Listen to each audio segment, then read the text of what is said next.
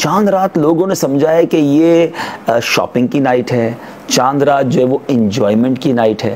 اور بدقسمتی یہ ہے رمضان کی جو آخری روزہ ہے اس کی مغرب تک تو آپ کو مسجدیں فل نظر آئیں گی. جیسے ہی چاند نظر آیا اور اب عشاء کی نماز میں مسجد خالی ہو جاتی ہے. یہ کتنی عجیب بات ہے، ذرا غور کریں کہ 30 دن تک شیطان بند رہا، ہم نمازیں پڑھتے رہے.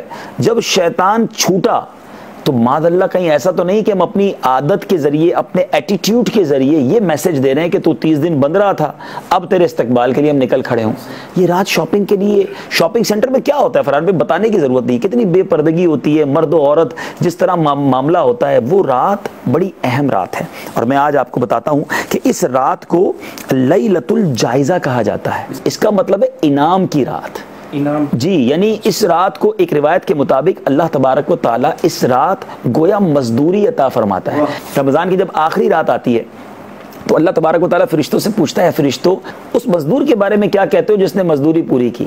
تو فرشتے کہتے ہیں یا اللہ اس کو تو مزدوری پوری ملنی چاہیے. تو اللہ فرماتا ہے میرے فرشتوں گواہ ہو جاؤ میں نے ان سب کی مغفرت کر دی.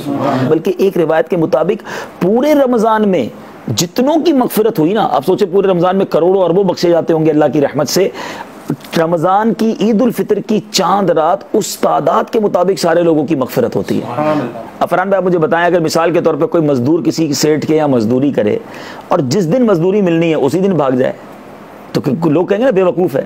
اچھا یہ آپ بھاگے نہیں، اسی دن سیٹ کو ناراض کرنے والے کام کرے ہیں، بدتمیزی کرے اور جو وہ کہے اس کی بات نہ مانے، تو لوگ یہی کہیں گے یار اللہ کے بندے جس دن تجھے سیلری ملنی تھی، جس دن بونس ملنا تھا، جس دن تجھے مزدوری ملنی تھی اس دن تو زیادہ تجھے توجہ دینی چاہیے تھی. اور ہم عجیب کام یہ کرتے ہیں کہ وہ چاند رات ہی اللہ کو ناراض کرنے والے کام شروع کر دیتے ہیں. تو یہ بہت بری بات ہے. صلو علی الحبیب صلی اللہ تعالی علی محمد. مجھے اپنی اور ساری دنیا کے لوگوں کی اصلاح کی کوشش کرنی ہے.